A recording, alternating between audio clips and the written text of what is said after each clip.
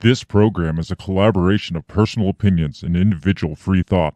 It does not represent the views or narrative of the mainstream corporate media hacks. Viewer discretion is advised. And here we go.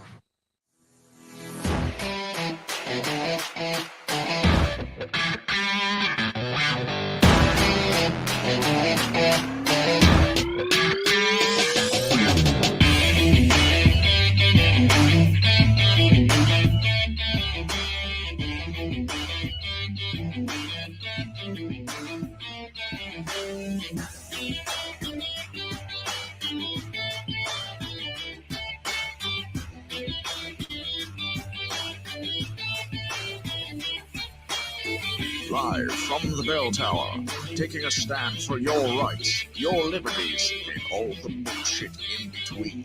You're listening to Ring the Bell Podcast. Welcome back, ladies and gentlemen. It is Monday night, and we're actually doing this week. Yes, hello, beautiful bell breakers. This is the Break the Bell podcast, if you forgot. I've really been slacking. Like, I actually realized I haven't actually posted in several weeks the audio version of this to the podcast thing. Somebody brought it to my attention, and I'm just like, oh, yeah, that thing. It's been so busy lately. Yeah. But we're still here. We're still doing it. We're still kicking it with y'all. So hopefully you're kicking it with us. Yeah, we're here ready to party. Yeah, this is the Break the Bell podcast, the show where we talk shit about everything that's going on. And man, we got a lot of shit to talk about. There has been a lot of shit lately. I mean, it was like last week. I was crazy busy last week. Yeah. That's why we didn't do it. And I was like, there's nothing going on anyway. And then it's like this week, like everything happened. Yeah. Well, not really, probably not important stuff. I don't know. We'll find out. There's Yeah. some important stuff. Most of it's just stuff that's like, yeah, this could probably impact the rest of our lives, but who gives a shit? So we're going to talk about it. Makes sense. Bill, how have you been this last 2 weeks? It seems like it's been forever. It does seem like it's been forever. I've been good, man. I've been busy also. Yeah. So. Yeah, so you're just like, So- yeah, whatever. So last Monday when you were like, yeah, I don't know if I can do it, I was like, I'm okay with that. Go ahead. And then Every now and then, we're to that point. We've been around long enough where it's just like sometimes we just don't fucking want to do it. And Thursday and Friday I ended up working till like 9:30 at night. Yeah, that's- and a couple jobs. You know what that is. That's super gay is what that is. Yeah. But it works out. It's about to get busier for me. Wedding season's about to kick back off. Damn, So it seems like wedding season just ended. it does. And I don't think I have any till April yet, though. So It's- I got a little bit of time yet, but it'll be busy. Life's just busy sometimes. it is, yeah. So it's nice to sit down and just talk shit about the world because it gives us a break from our busy schedule sometimes. It is. And it's nice to kind of break away because like I'm around people a lot of times that are either very pro Biden or very pro Trump. Really. And so it's nice to come to a place where I can talk shit about both. Yeah. No, it is. It definitely is. I love when people like talk shit about like Trump to me like I'm going like Yeah. I mean, I will talk shit, but like I'm a Biden supporter or like an anti-Trumper Yeah. or vice versa. People talk shit about Biden and about like good things about Trump to me. It's just like, I promise you don't even want me to open my Yeah, mouth. right. Yeah. Because I'm not going to agree with either one of you. And I hate all of it. Yeah. So they're like, oh, Trump and blah, blah. Yes. And Biden's what's good. But no, you're wrong. Yeah, right. What else you got? Yeah. So it's just usually I just like, yep, I just kind of shake it off because it's like when you do this as a podcast, yes, I mean, I used to get into the stuff in like real life too, but now it's to the point where it's like, I just like my real life, I just want to separate Yes. from like, Yeah. I don't spend a lot of times in the political realm No. anymore in my daily life because I just don't want to. Yeah. Yeah. Like I love doing the podcast. I love doing the research and stuff. But then when the podcast is up, Yeah. it's like I'm turning this off and I'm Yeah. focusing on what matters to me right here. Yeah. Because whether Biden dies on the freaking podium, is that really going to change my mind that much? Yeah. Whether there's a war going on in Israel, does that change my life? No, because if there wasn't a war in Israel, there'd be a war somewhere else. Right. So it's not going to change my life too much. I'm not. Right. I think I'm too old to get drafted at this point. You never know. You don't know. So Yeah. I mean, if if the wars start coming to our grounds, like here, then maybe I'll worry about it on my off time. Right. But Yeah. for the most part, it's just like I just want to focus on my little local circle here rather than You like got to. spend my whole life just hyper fixating on all this stupid shit. Like I don't even spend a lot of time on social media. I rarely get on Twitter anymore because it's worthless. Yeah. It's worthless to sit there and read it because both sides are still just screaming at each other all the time. Nothing changes. So yeah, for today, so I was driving through Iowa City and I lost my radio station I usually listen to. Yeah. So my coworker, I like 107.5. Where'd it go? I don't know. It just left. So I was like, well, my coworkers will listen to Glenn Beck. And I'm like, well, let's see what Glenn's talking about. I turn it on and I instantly had to turn it off because he's like, joining us today is Kirk Cameron. I'm like, nope. God. Nope, not doing it. Why? Why is that guy still doing anything? Apparently he's starting his own children's show to compete with Sesame Street. Awesome. Because Sesame Street is too woke. Yes. And so we're going to have to check it out. We're going to have to review it on the show. Yeah. I'll have to get my brother on because he's a huge Kirk Cameron fan. No, I bet. He's remember the Kirk Cameron Saves Christmas movie? He talks shit about almost every year. I'm kind of losing my voice. I don't know why. I don't have a sore throat. Maybe I'm just my balls are dropping. I don't know. My voice well, is it's about time. It sounds lower than usual. I don't know. I answered. My daughter called today. I answered. I was like, hello. And she's like, Dad? I was like, yeah. And she's like, I had to look at my phone because your voice sounds weird. I was like, I don't know. I don't know. I'm becoming a man. Today we're going to talk about this week's episode is called The Old Switcharoo because the impending Biden exiting the campaign, it's going to happen. I mean, it's just going to. And we made a prediction of how this was going to happen and who it was going to be. We made what, like 8 months ago, maybe like longer, years ago. Yeah. Well, once we realized Biden's going to actually maybe survive the entire term, we're like, well, if he does survive, he's not going to run, or if he does, no, he will run, but they'll switch him out at the last second. Right. And we've even gone as far as to predict our favorite Shelly O as that's my new moniker for Shelly O, because I mean, but that actually, Mr. Shell, Mr. Shelly O. But I was gonna say that brings it back because they always compare her to Jackie O. They always do. Yeah. So but the new Camelot. But then that also has the connotations that she's just an amazing first lady. It does not. They won't call her. They won't make those comparisons as she's running for president. No, they'll compare her to like some ultra feminist. Like the next. Martin Luther King. Yeah, Martin Luther Queen. Right. I don't know, but you're right. I'm sticking with Shelly O. I mean, you look at the way they built up her husband. Right. I mean, she's going to be on steroids, literally. She is on steroids. What are you talking about?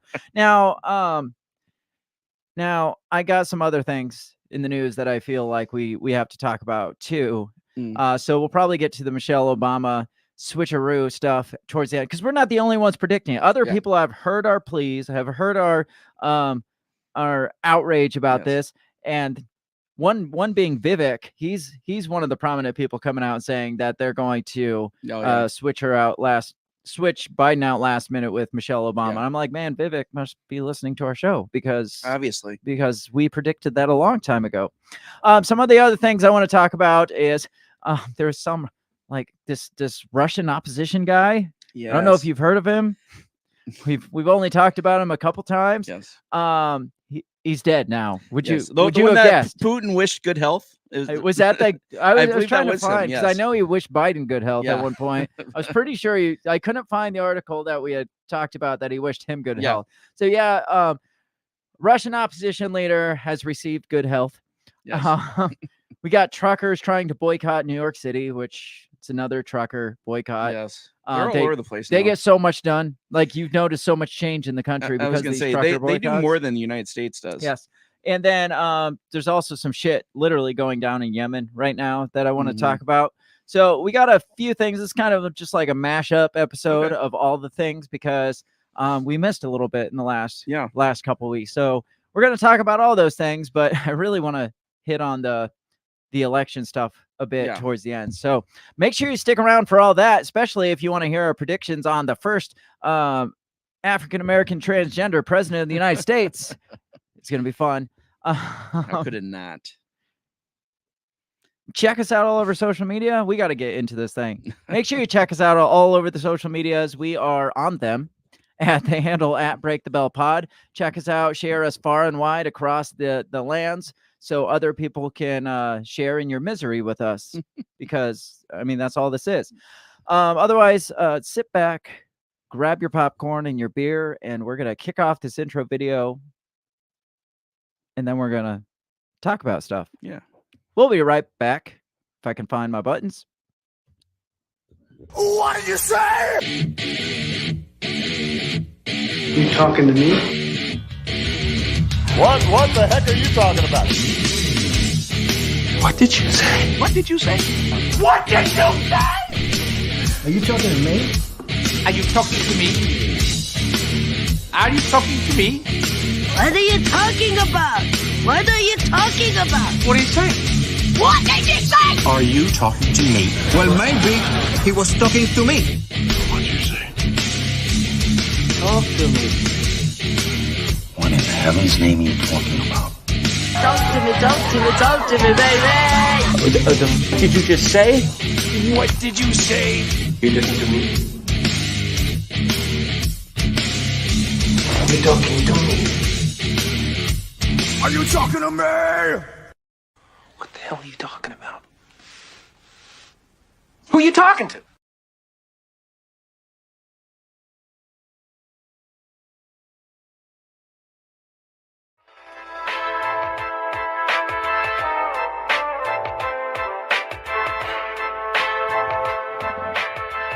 I forgot what I was doing. I forgot the music. Yeah. But it's here, so that's all that matters. Yes. So are we. Yeah, we are here. You're here. Derek says we're going to talk about Russia first because Derek wants to talk straight about okay. Russia first. All right. Derek's here. Derek says the guy's official cause of death per the Russian government is hilarious. I didn't read the official I didn't cause. either.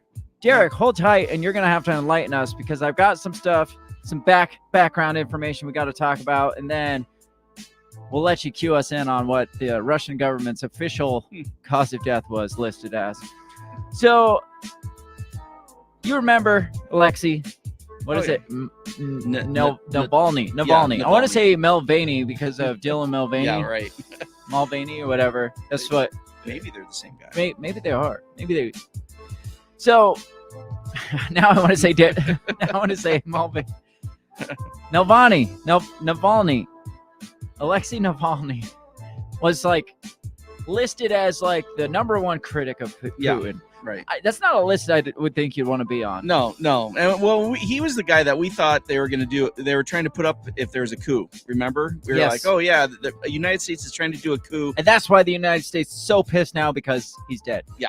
They don't care that he's dead they're just like, shit. We got to find another guy.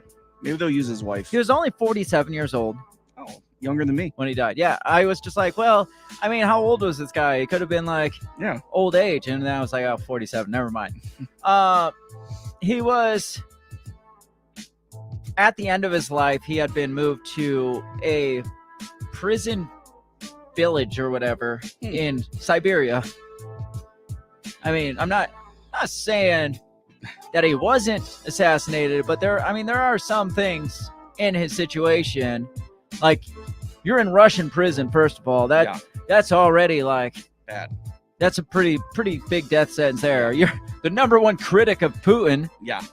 And you're in Siberian death camp. Yeah. Or, I mean, not death camp, but Oh, prison. maybe death camp, but a Siberian prison where it's like currently -20 with a wind chill of like -47. I mean, we dealt with that for like a week. Yeah, and we were like, this sucks. I want to die. Yeah. Maybe he just wanted to die because that's it was cold. probably it. He's just like, it's too fucking cold. I just want to die. Now, he was originally convicted. So his backstory is interesting because he was originally convicted back in, I think it was 2013 when he was originally on trial. He's been on trial many times because, again, he's Putin's number one critic. Yeah, right. They kept finding shit. Now, back in 2013, he was convicted of misappropriating $500,000 worth of lumber from a state ran or state-owned lumber facility. Which it's Russia, so misappropriating may be like buying it and then like they decided to charge him more later. Right. I mean, he's, I think, sentenced to 3 years of.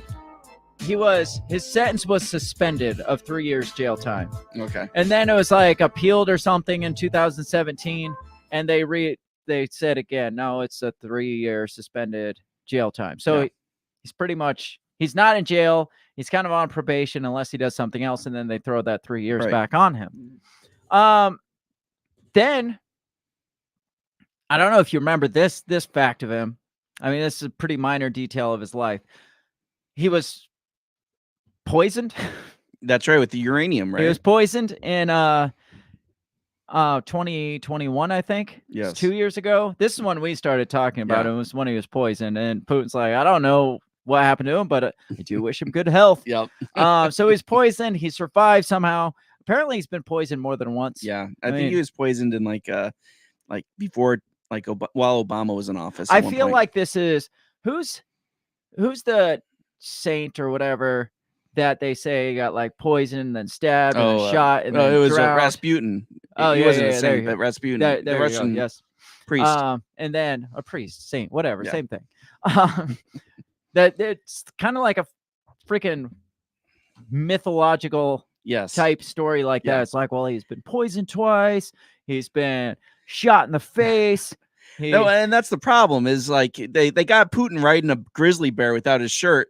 He just couldn't keep up with what right, exactly. Alexei's got going Oh, on. and Putin helped geese fly. No, that's right. Taught He geese led how to them fly. south. That's right. Like what was that? Fly Away Home? Do you remember that movie? Yes. Yeah, Putin did that too. So like, Alexei couldn't keep up with that, and so he started making up myths that he was poisoned and stuff. Yeah, I don't know. I'm just it's Russian news. If you can't believe one side of it, you can't believe the other side of it. Exactly. So how can we believe that he actually was poisoned? Now, so he was extradited. I don't know. He was like rescued from like from Germany. Germany like sent in helicopters and like, oh really, rushed him to Berlin after he was poisoned. They like stole him away from Russia to heal him because he's their man, obviously. Right. He was the guy that the EU was hoping was going to exactly. move So in. so they got him out of there. They bailed him out, took him to a Berlin hospital where he was made better by German magic potions and shit like that. And then when he was better, he's like, "Oh, I'm gonna go back home to Russia where my work isn't done there. Just because I was poisoned doesn't mean my work is complete here." So he goes back to Russia. The second he steps off the plane, they arrest him for parole violation for leaving the country. He had to have seen that coming. Doesn't get better than that. It's like, I was fucking poisoned. Yeah, I know, right? I didn't choose. They stole me. I said no. Right. So then, he got nailed with contempt of court for parole violations. Then they threw on more embezzlement charges at like $60 million or something. They probably charged him for the government grade poison that they gave him. And then, well, probably then possession of a biohazardous smuggling agent. it out of the country. Exactly.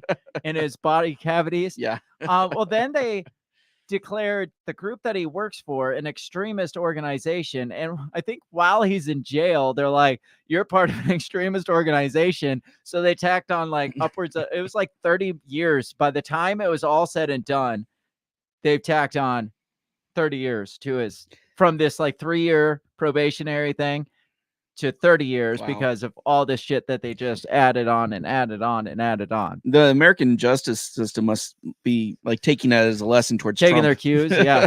It's like, we can do this. Yeah. Hold on. Derek says, when Alexei's lawyer and mother arrived at the colony this morning. Okay. We got to read that last. Okay. Yeah. Save that. Spoiler alert. Don't read the comments. Apparently he's been thrown in solitary confinement. He's pretty much in permanent solitary confinement because of things like he didn't have his button buttoned, or there's just some bizarre things, and it was just like they're fucking with him. They're really fucking with him, and obviously they are. Right. I mean, Do we think Putin's not fucking with his opponents? no, Even if it wasn't directly from Putin, all the guys in there, it's like, this is that Putin critic. I bet you we can fuck with him and get away with it. Who's gonna stop us? Right, Who's really gonna stop us from screwing around with him? I mean, the guy had a miserable experience in prison, to say the least. And on top of that, like back in 21, I think they already had like people like advocating for him because like his calcium levels were way too high. They thought he was going to have a heart attack and fucking die. All this malnourishment stuff. You can see how all these things, yes, that would fall under, I guess, Putin's leadership because he's, the leader of the country. Right. Yeah. But I think more of that falls under the prison. Yeah. I don't know how prison works there. I know here they're all like privatized at this point. So if one prison is like really screwing over some prisoners there and torturing them and shit and malnourishing them, it doesn't fall under Biden's leadership. They just say, hey, your prison sucks. The corporations probably saving money, right? Or making money. Exactly. And I'm not coming to Putin's defense either. It's hilarious to me that like immediately they're like, he was assassinated by Putin, obviously. Yeah, right. It's like, or he just died in a fucking cold jail where he didn't have very much food. Well, and also I think it's funny in this day and age of post Nord Stream 2 explosions that something like this happens and we automatically are like, well, Putin did it. Right. How do we know the United States didn't fucking do it and be like, see what he did? I want to get there. See, I want to get there. Let's talk about the story because he was moved to Siberia, like he said. Yeah. And then on Friday, it was announced that he had passed away. So I want to read this. This is from NBCnews.com. So this says Russian opposition leader Alexei Navalny has died in prison. The country's prison service said on Friday, following a years-long struggle against official corruption and President Vladimir Putin's government that saw him survive several poisoning attempts. He was 47. Navalny was poisoned with a military nerve agent while on a business trip in Russia in 2020, an attempt on his life that he blamed directly on Putin, and spent his final years behind bars as the Russian leader reshaped the country to rally behind the war in Ukraine. News of his death, which comes as the Kremlin is preparing to orchestrate another election victory for Putin in March, drew outrage from the West, where many leaders blamed Putin. President Joe Biden said he was both not surprised and outraged at the same time. Wow, both not surprised and outraged? And he was outraged. That's crazy. Simultaneously. Yeah, I didn't think he could do two of those. I didn't think, that I mean, that's a lot of emotion going on at once. Navalny was serving a 30-and-a-half-year jail sentence when he died. He went missing in Russia's penal system, not penile system, penal system. Different system. In December. He went missing in their penal system in December, eventually turning up at a high-security penal colony in a remote town above the Arctic Circle. Above the Arctic Circle? Yeah. Damn. So he's like really cold. Yeah. Now, he didn't go missing in the penal system. Yeah. They just didn't tell us where he was. Exactly. He didn't turn up at this penal colony in freaking the North Pole. Yeah. They moved him there.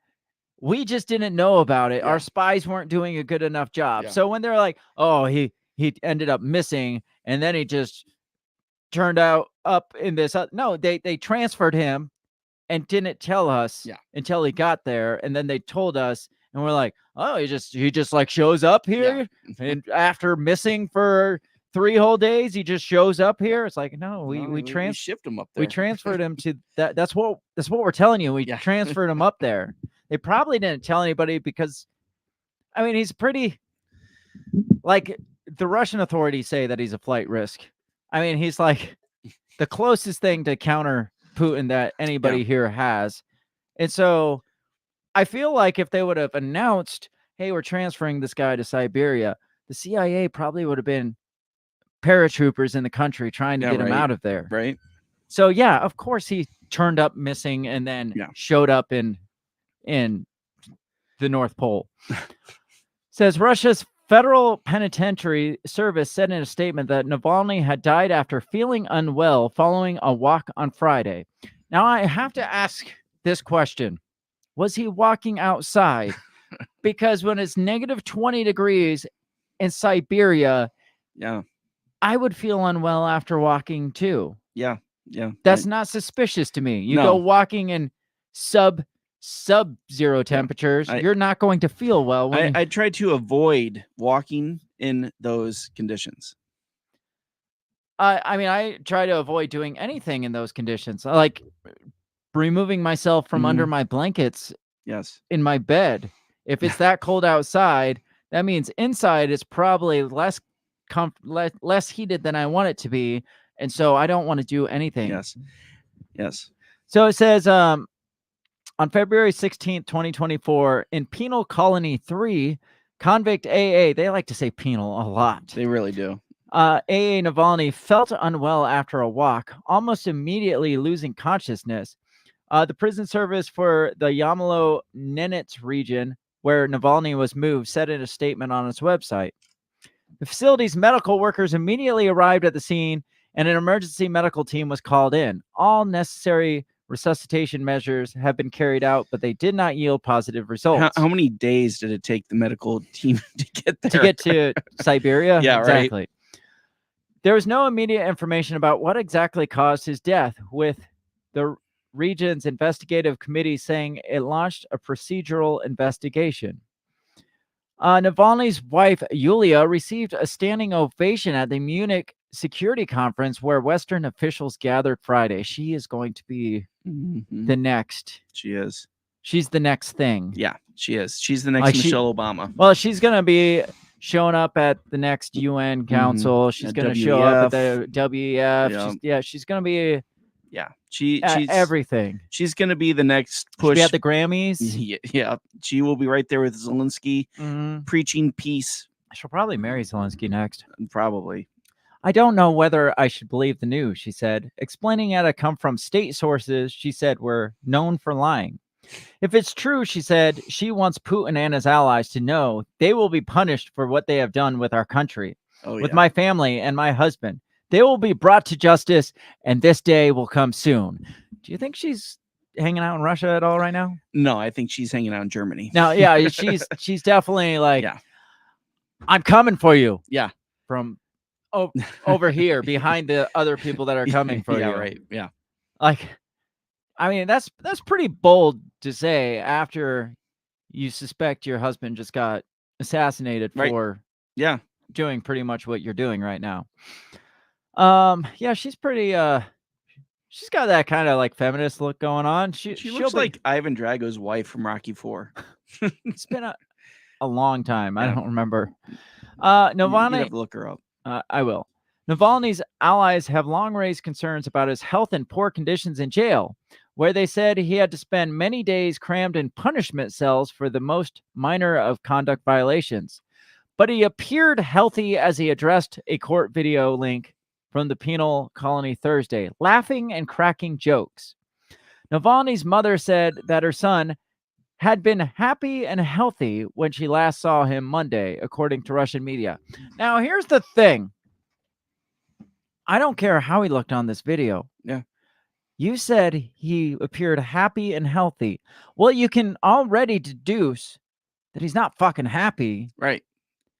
So rightfully so, you could probably say, by those same standards, it's like, yes, he appeared happy, he was joking and blah, blah, blah.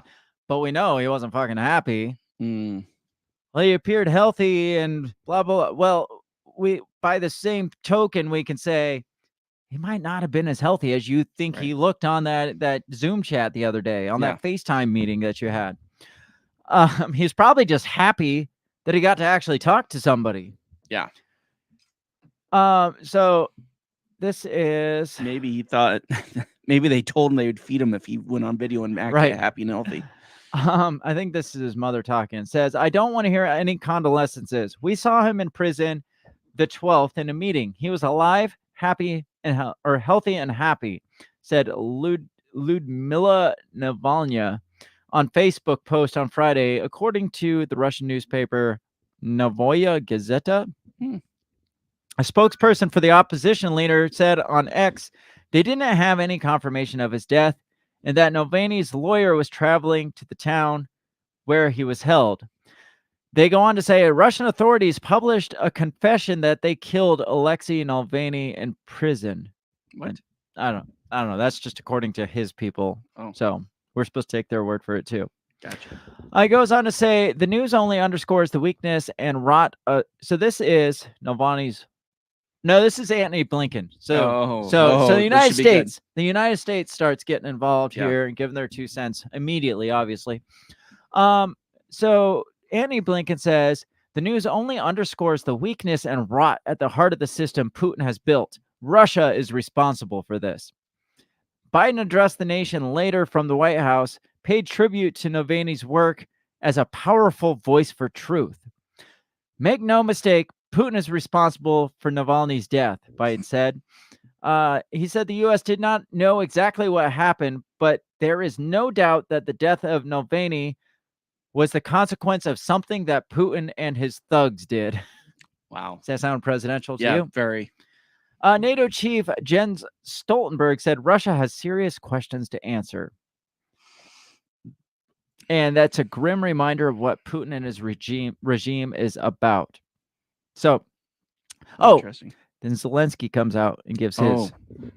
Zelensky says, he was also in Munich when the wife was in Munich. So this is like a meeting of the minds. Mm-hmm. All the poster children in one spot at the same time. I'm surprised. What's the little climate activist name? Greta Thunberg. You know she was there. I want to doubt it. So Zelensky says it's obvious that Putin is directly behind Navalny's death. He doesn't care who dies to keep his position. Zelensky added, Putin must lose everything and answer for what he has done. Send me more guns. Yeah, right. You know, if you had all sent me more guns, none of this would have happened. And then the Kremlin came out and said, this is all crazy talk. So, I don't know. What do you think? You know, I wouldn't, obviously it wouldn't surprise me if Putin had the guy offed. But again, we're at a place where, Tucker Carlson's interview with Putin just came out. And so it wouldn't surprise me at all, if there was other third party involved. The United States, is that what you're trying to say? Yes. Maybe, yes. Maybe, I don't know. Yeah, I was thinking along those lines too. It's like all this talk now, like Zelensky coming out and Biden coming out and saying Putin and his thugs are responsible for this. And it's, on one hand, there was an article that I had seen. It was on Drudge Report, which has gone so down the shitter lately. But it was like this was calculated. Putin calculated his murder down to minutes because apparently they said within 2 minutes of the time of death that they had reported, the prisoner released a statement that he had died within 2 minutes. And then minutes after that, like Russian national media was already releasing like a press release about it. And then they're like, well, we think they covered up when he exactly died because how could they have this, blah, blah, blah. So on one hand, they're saying the fact that it was timed so perfectly means that they had him killed because they already had the press release ready. But then on the other hand, they're saying, we're not sure about if he actually died the time they're saying or if they're covering that up. It's like, well, which is it? Are they covering up the time so they could come up with their press release, or are they covering up the fact that they already had the press? Like, well, it's got to be one or the other. And I was joking, but I'm half serious that they probably had to send a medical team up there to verify the guy was dead. So, that could have taken days or weeks. I don't know. They probably had on-site medical staff. I would think so. I don't know though either. Now, Drudge Report also had a article that the title was literally in big bold letters on their front page, said poisoned. And the entire article was his wife saying that she was coming for Putin and that she thinks He was poisoned. I don't even think it mentioned the word poison in there. Yeah. Like the headline makes it sound like, oh, it's been released that he was poisoned, but there was nothing saying that he was poisoned. It was just the wife and her suspicion and blah, blah, blah. It's just like, that's a little misleading there. Yeah. Now, on the one hand, so number one, like I said, it's fucking negative 20 degrees out there, and the guy decides to go for a walk in Siberia. Right. It's not too surprising to think that somebody might die in those conditions. Yeah. Could just drop dead of a heart attack if they're already concerned about his heart going out because of malnourishment. I know a lot of people with bad hearts that have died in cold weather. Right. Number two, like he was constantly, like I said, constantly reported to be malnourished. Like his vitamins were too low, they're too high. I think he even got like sent to a prisoner hospital for like vitamin therapy at one point because he was just malnourished. And along with that, he went on hunger strike several times while he was there. So was he malnourished because the Russians weren't feeding him right, or was he doing it to himself on hunger strike? I don't know. Now, number three, of fucking course they were out to get him. Of course Putin was out to get him. I'm sure there was a the contract KGB on was the out guy. to get him. Of course looking at his trials, looking at like how they slapped him with this, slapped him. Of course they were out to get him. Does that mean he was assassinated? It doesn't make sense for them to fucking assassinate him right now. It doesn't make any sense. That's why they shipped him to Siberia. If they wanted to assassinate him, they would have just done it already. Why waste the resources? Why send some poor chap up there to Siberia to haul his ass up there? They could have did what they did with the Wagner group. Be like, I don't know, the plane just crashed. Well, Putin's response to that, or his thought, like his guess, is maybe a hand grenade just detonated on the plane by itself. That's not ominous at all.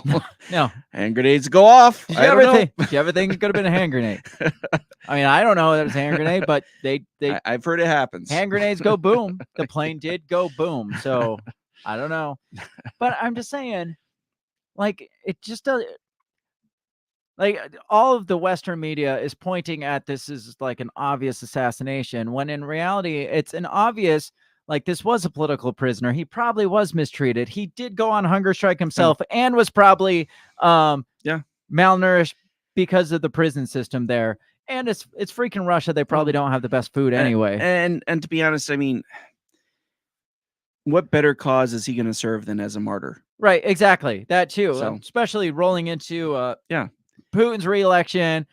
Supposedly, according to Western media, a lot of the people are already getting fed up over this war and they want something to change. Why martyr the guy right now? Right. Why wouldn't they just have like caused it or sent somebody to Berlin to like inject him, re-poison him? Then I don't know. It just I'm make sure sense. like Putin's response was, he probably laughed for like a good 5 minutes and he was probably like, fuck. That's exactly what I told you not to do. It's like, we sent him to Siberia to make sure nobody could get to him to kill him. Where it's too cold for poisons to work effectively. Yes. So here's Derek Ambrose's, what he says that they came out as the official cause of death. Derek says, when Alexei's lawyer and mother arrived at the colony this morning, they were told that the cause of Navalny's death was sudden death syndrome. Damn. All right. We've heard this. New fear unlocked. We've heard of sudden adult death syndrome. Yes. Was the guy vaccinated? We got to ask that question because everybody. That's an excellent question. That's what everybody asks when somebody dies these days, especially dies suddenly. I mean, or maybe it was just too. Maybe the Russians knew that if they said died suddenly or sudden death syndrome or whatever, it would just get drowned in the Google results because everybody's already looking up sudden death syndromes for other reasons. YouTube, we can't mention again why. That's what Putin should have said, is like, we were trying to protect him against COVID, so we made sure he was vaccinated. We triple and quadruple dosed him all in the same day. So that's hilarious to me that's what they're it was just sudden death syndrome. First of all, isn't every death Sudden death syndrome? Typically, yes. Most of the time, when you die suddenly. If you're lucky. Sometimes, but not often, is that death drawn out over a course of a couple minutes. Yeah. But usually you go from alive to dead. No matter how long your cancer or how long you suffocated or whatever, usually the transition from alive to dead is suddenly. Yeah. So I think we can give it, just list that on everybody's cause of death from now on is sudden death syndrome. He died, he was alive, and then he died. His cause of death was death. His cause of death was death. Yes, yes. He's just dead. It's horrible, but it happens. So, your thoughts? Do you think they took him out? No, not intentionally. I think there is a good chance that like CIA or somebody took him out. Yeah. So we could get more pissed off at Putin because everybody's starting to And they got his wife right there. Well, yeah, I mean, his wife is up on stage. She's not. Is she crying or is she saying we got to kill Putin? Yeah, we got to send bombs to Ukraine. She's just like the next poster child. She is, and that's just it. Like Congress is sitting on hold, approving more funding for Ukraine. So what's going to give them a little more nudge than killing making it look like Putin assassinated. Look how his dangerous this guy opponent. is. He eliminated his political rival. Now in prison. Now he's got to be stopped. Right. I mean, it's just like Donald Trump. Right. Got to stop him at all causes. And even Biden got up when he was talking about it. And he was just like, Congress is going on a 2-week vacation. Can you believe this? And blah, blah, blah. And it's just, he always redirects. Yeah. When he can't think, he redirects. And it's freaking ridiculous. So there's a very good chance that Janet Yellen was involved. Danny D are they active in Russia, you think? Oh, very much so. Are they? Or the CIA directly was involved or something. But yes, there is a good chance that it's highly likely that yes, he was imprisoned, like politically imprisoned. He was a political prisoner. That just happens in the world. That happens here. It happened to Mandela. We have political prisoners in prison right now. Yes. There's a good chance that his conditions were made worse because of his position as being Putin's biggest critic. Yes. There's a very good chance of that. There's a very good chance that the way he was treated in prison led to his death. So I guess if you follow the string back, yes, I guess Putin did kill him through ulterior methods. Right. You think this guy got pissed every time he saw on the news that they'd be like, Putin's #1 political rival? He's like, fuck, stop saying that. Yeah. I've been in prison for the last 15 years. Like every time you say that, I get another year added to my fucking life. Stop it. So I think we can move on from this story unless you know anything else about this. No, but again, with everybody ganging up like this, and it just... Does this push us further into the war? Does America go to war? You know it over does. This? I mean, it's just more funding, more money to feed the beast. Zelensky's happy. Mrs. Alexei's happy. Biden's happy. Everybody's getting what they want. Right. Except for Alexei. I mean, Alexei's dead, so he's not cold anymore. Well, maybe he did get what he wanted. Let's move to Yemen. I didn't know we were bombing the shit out of like. Oh yeah, because they remember they killed like 3 service people over in Yemen. I did hear that, but I didn't realize we were bombing them. Yeah, Biden gave the okay. He's like, hey, we need to get revenge. We have to they have to face the repercussions of attacking us. And I guess let's like go get Houthi rebels are like attacking cargo ships and stuff too right now. Yeah. So shit is going down in Yemen, like literally going down in Yemen right now. Yeah. Like our $60 million drone went down in Yemen. Literally. Yes. Yeah. Within the last day or two. Yeah. Like we lost a $60 million drone. Yes. In Yemen. That's your tax dollars. A British cargo ship got sank in Yemen, so it's going down. Yes. Also. As well at the same time. So it seems like it's going well. Oh yeah, I did know that because wasn't Wasn't that when Biden was actually talked off script, and they were like, "Is the bombing campaign is it succeeding right now?" And he's like, "We have no way of knowing this, but we do know that it's not going to stop." Fantastic. Yeah, right. Yeah. Fantastic. So we don't think it's actually doing anything. Yeah. But we're going to keep doing it anyway. Fuck That's yes. literally the definition of insanity. Yes, that is the Biden motto.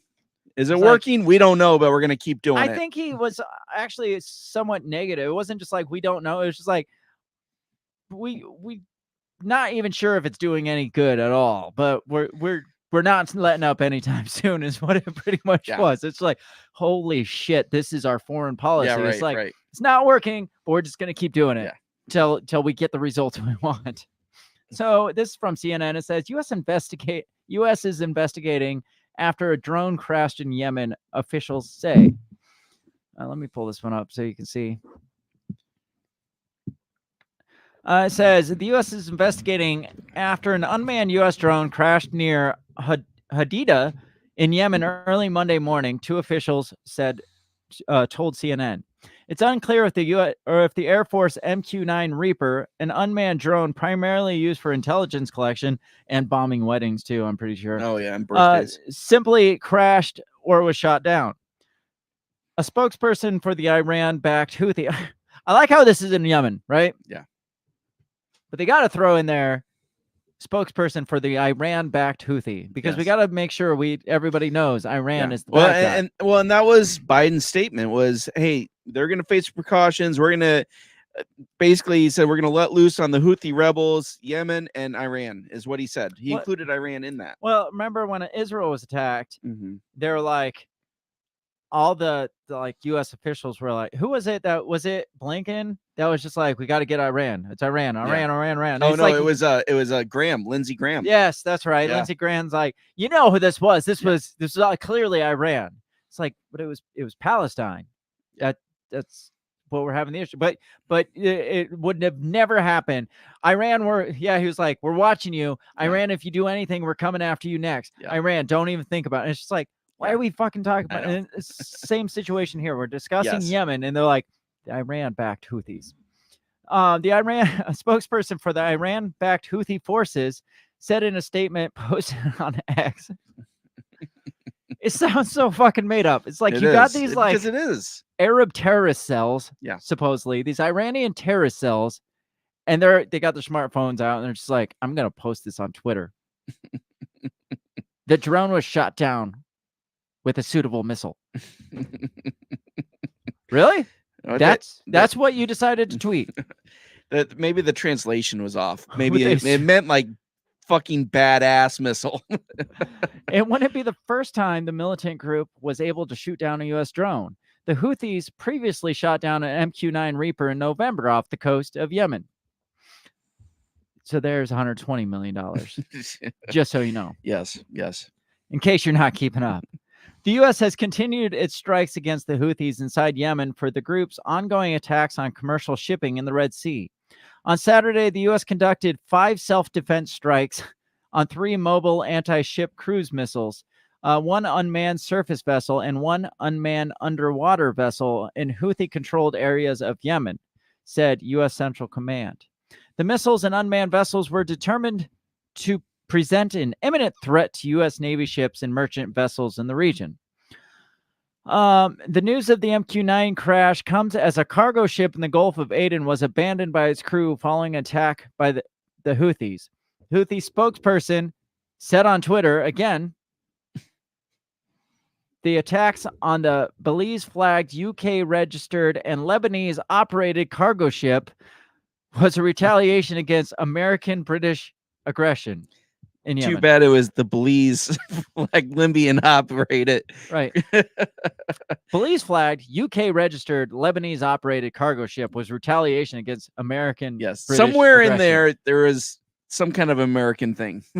Now, how did this Houthi spokesperson know this Belize flag Lebanese operated cargo ship was registered in the UK? Right. In order to say this is American British aggression. Yeah, right. How did they look up? Yeah. Did they go and Google the registration of each cargo ship? They're like, well, that's got a Lebanese flag, or a Belize flag, and it's controlled by the Lebanese. But it makes you think that oh shit, this one was registered in Ukraine, or not in the UK. Yeah. Take that one out. But it makes you think that the UK is like, well, fuck, we got to go there and we don't want to send our flag, so let's put a Belize flag on there Yes, with a Libyan captain. Lebanese, come on, it's Lebanese, not Libyan. Oh, sorry. Throw some Lebanese on there. They look kind of like Belize. They won't even know it's our boat. Apparently, They she found out. It's because they looked and I don't know if it's a she mind. or a he. It's yeehaw, yay, yay, yaya. I don't know. YAHYA. A CENTCOM post on X later on Monday said that the bulk carrier, the MV Rubimar, was damaged after 2 anti-ship ballistic missiles were launched from Houthi-controlled areas of Yemen. One of the missiles struck the ship. The Rubimar issued a distress call, and a coalition warship along with another merchant vessel responded, assisting the crew of the carrier. The crew was transported to a nearby port by the merchant vessel. The U.S. and UK have carried out a number of joint strikes in Yemen, vowing to continue if the Houthis do not cease their attacks. And the Houthis have probably vowed to continue their attacks until we stop bombing them. Yeah, so right. it's it's a vicious cycle. Vicious cycle, yes. So that's that. That's going on in Yemen. We got what, three conflicts we're involved in currently under the Biden administration? We got Ukraine, Russia, we've got Israel, Palestine, and we've got Yemen, Iran. Gotcha. Okay. But Iran is involved in the Israel one, 2 out of obviously, 3. too. Yes. Yes. And Iran is direct allies to Russia, no less. So it's all connected, man. Yeah. I wonder is there a record how many we can get involved in a year? Well, we're shooting for China. Yeah, I We're know. really trying to push China, and China's like, we're not going to fucking do that. That's just dumb. We're not going to attack Taiwan. All we got to do is just make them do what we want. And they're like, we're not going to do what you want. It's like, all right, but you are. Right. So it's like, I mean, you're right there. We're right here. We're really big. You're kind of small. Yeah. U.S. ain't going to do dick about it. And we're not going to push. They're not going to do anything until we provoke them. And we're not going to fucking provoke them. That's just stupid. So, well, I don't. I wouldn't put anything past us. I'm saying China's saying we're not going to provoke the United States. We're just going to keep. Yeah. You keep acting like you're independent. We'll keep acting like you're not. Yeah. Right. And we'll just see how this goes. Did you hear that hot mic? It was the MSNBC person. So they were talking about Texas, and they were talking about like how Biden is like, you need to take those else, right? Yeah. And so then they kind of cut to some footage, and you hear the person on the desk be like, "Great, another fucking war." I mean, he kept his mic on purpose. He kept his mic on purpose. I mean, it's true. It's like Biden's claim to fame is beautiful pullout of Afghanistan. Right. Does anybody even remember that at this point? Right. They don't want us to, because how many campaign slogans have you heard? He's the president that got us out of Afghanistan. Right. Do you think they're touting that as their claim to fame? No. That they thought they were going to? I mean, Afghanistan fell to the Taliban in less than a month. Yeah. Right. After that. Yeah. So it's not like he's out there just like, who pulled you out of Afghanistan? Remember that? Yeah. We pulled you out of Afghanistan. Yeah. And his people are like, yeah, don't say that. But yeah, we stopped one war, but we started 3 more right in that same time frame. So it's looking great for you. The president that got us in the most wars since George Bush. Yeah, right. George Bush was only 1 war. It's just war on everybody. Yeah, right. It's just war on the rest of everyone. So that only counts as 1 for him. Yeah. I want to talk about the truckers, the trucker boycott. We're pulling back to the United States. So I want to spend the second half talking about the Michelle Obama and the switcheroo and Joe Biden and the reason why Vivek thinks Joe Biden is going to step down because of some current situations, Joe Biden should not be allowed to be president. Yeah. And we'll talk about that. He shouldn't have been anyway, but no. I feel like legally he shouldn't be allowed to be president now because of certain certain court procedures that declared him slightly mentally unfit for this, where you think that would disqualify him from, leading the Free world. free world. Yeah, Yes. right. So we'll get into that in the second half, but I just wanted to kind of mention the trucker boycott in New York, because we all know the truck boycotts get the most done. Right. Because I mean, look at the border's secure now because of the truck boycott, right? Absolutely. If they didn't come down, like Canada's not a big piece of shit now because of the truck boycott, right? well, like still a big piece of shit. Exactly. That's what I'm saying. Yeah. Like so little is accomplished through these. I mean, look at remember the DC truck parade thing? Did anything happen there? I don't even remember. They were supposed to stop traffic or something. Did anything really go down because there? we don't do it like they do it in Europe. Europe, you see them out there and they're shooting shit all over the government Literally buildings. shooting burning bales of hay. Yeah. And all our truckers do is they just drive there in black traffic. Parking in front of the road and lighting your own truck on fire? That's badass. I mean, seriously. Take some notes from the Europeans. Trump supporting truckers have threatened to boycott New York City after the court rules against him. Now, their reasoning it drives me nuts. Like New York last week, I think, found Trump, they made him, ordered that he pay hundreds of millions of dollars because he inflated his earnings for certain investments. He deflated his earnings for other investments. He fucking lied in investments, which everybody probably does. All mega corporations do. Yeah. Most companies probably do the same thing. So because of that ruling, the truckers are like, that's it. We're not going to stand for this. That was the last straw. We're going to take our country back. We're not going to make Donald Trump pay money. So this says MAGA truck drivers. I didn't know that was a thing. Yeah, there's MAGA everything now. MAGA truck drivers is the label now. MAGA truck drivers are threatening to boycott New York City in support of former President Donald Trump, whose hometown courts have ruled him liable for a history of fraud and sexual abuse.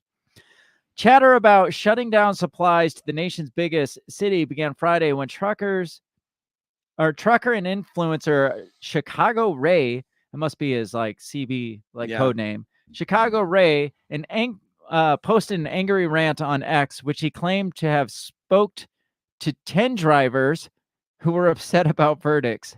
So you're talking, there's not trucks boycotting. There's one guy that's like, we're not going to stand for this. We're going to boycott. And they came in troves to support 10 other truckers. 10 other truckers came out to discuss this. Okay. All right. That's how a revolution begins. So here's Chicago Ray. You fuck around and find out. We're tired of your motherfucking leftist fucking with Trump. Did he actually say that? That's what it says. Yes. That was his Twitter rant. You F around and find out. We're tired of your mother effing leftist effing with Trump. In another post, the trucker wrote, my advice for New Yorkers is start stocking up. There's millions of truckers for Trump. Millions of us. Leave Trump the fuck alone. So there's millions of them. That's why 10 of them showed up in the comment section. I'm in Wisconsin and I'm hearing guys refusing loads. That sounds wrong.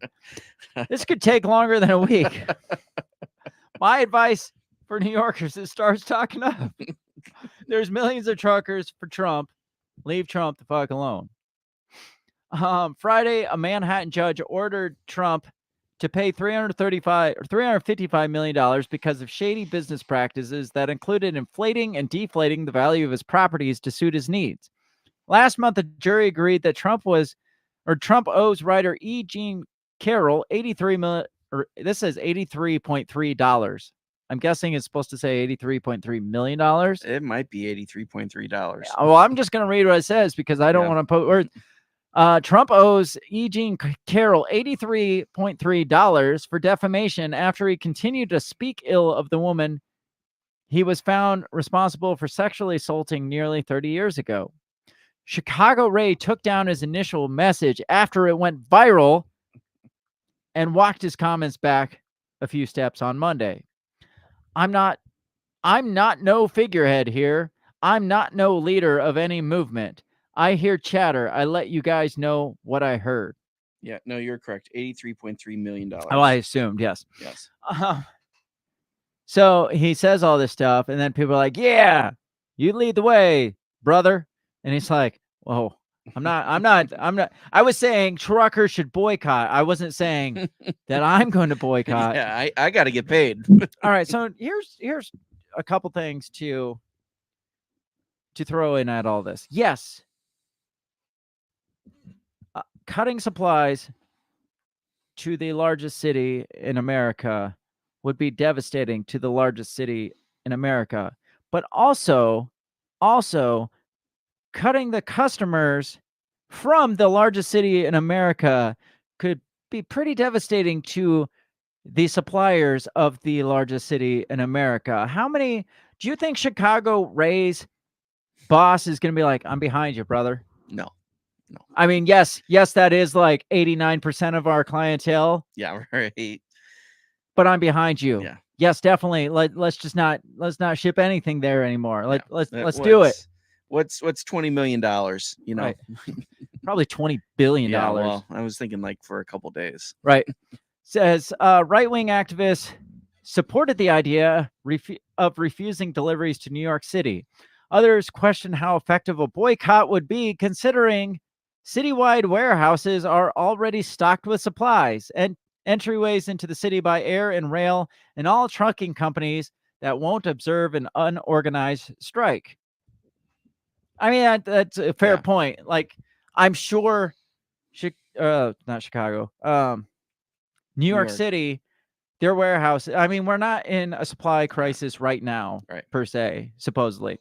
So their warehouses probably have quite a bit. Well, and New York City, I've been there a couple times. Never in my life have I seen a semi driving down the streets of New York City. Right. Exactly. So, I mean, they have shipping ports. I was just going to say that. It's like a lot of their supplies probably come in through the docks. Yeah. Now, that being said, they're already have all this backstock. When does New York actually start feeling the pains of a trucking boycott?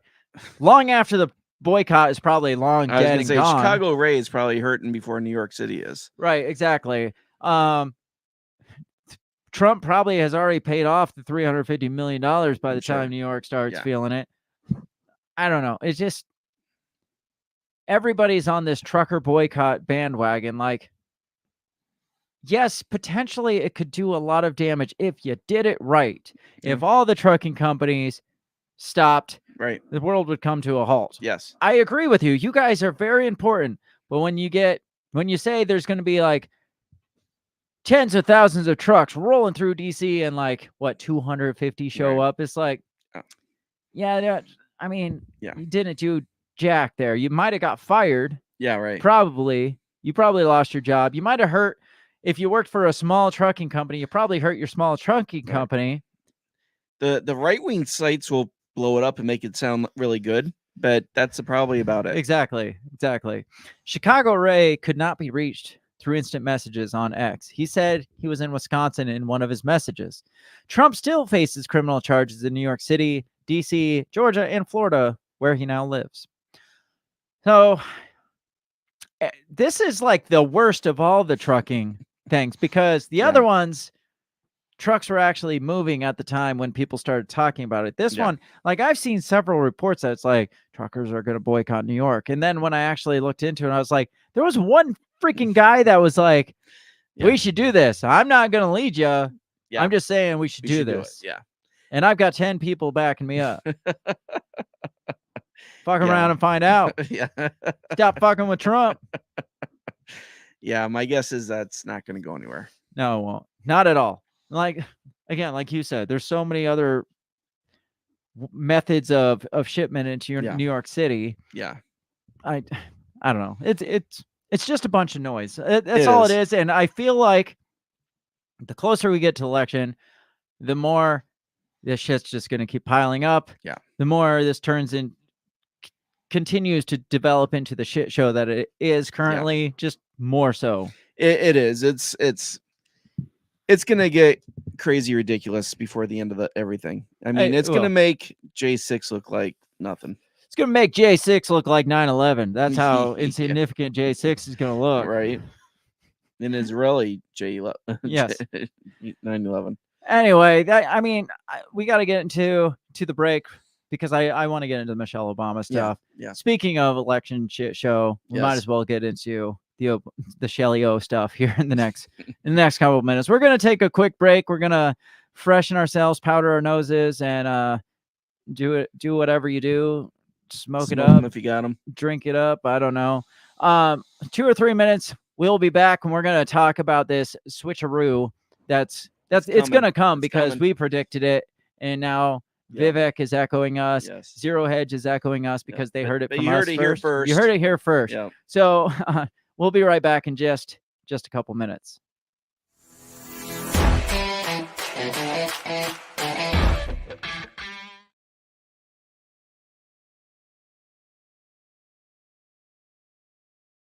Why does it do that?